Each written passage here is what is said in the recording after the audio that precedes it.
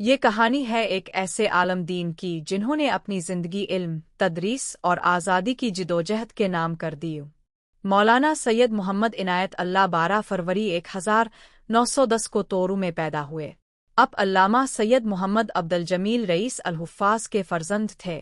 ابتدائی تعلیم گاؤں اور مدرسہ سراج الاسلام ہوتی میں حاصل کی، پھر غور غشی میں مولانا قطب الدین سے درس لیا۔ بعد میں اپنے والد کے ساتھ ریاست سوات گئے اور 8 سال تک درس نظامی کی تکمیل کی۔ واپس آ کر اپنے حجرے اور مسجد صدیق خیل میں تدریس کا آغاز کیا۔ دن کو کھیتوں میں زراعت کرتے اور طلباء وہیں بیٹھ کر سبق پڑھتے۔ دھولا پال رکھا تھا اور شکار کا بھی شوق رکھتے تھے۔ آزادی کی تحریک میں اپنے جمعیت علماء ہند اور خدائی خدمتگار تحریک کا بھرپور ساتھ دیا۔ اسی جرم میں صوبہ سرحد کی حکومت نے اب کو مولانا سید گل بادشاہ کے ساتھ 2.5 سال ہری پور جیل میں قید رکھا۔ جیل نے اب کی صحت پر گہرا اثر ڈالا۔ اپنے مسجد خانخلاہ تورو میں مدرسہ جمعیت الابرار کی بنیاد رکھی۔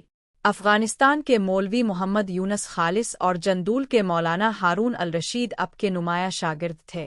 بعد میں جامعہ اسلامیہ جاکولا خٹک میں ناظم تعلیمات اور مفتی کی حیثیت سے خدمات انجام دی۔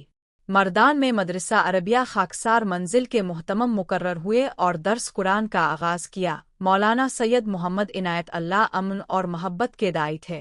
گاؤں کے لوگ ان پر مکمل اعتماد رکھتے تھے۔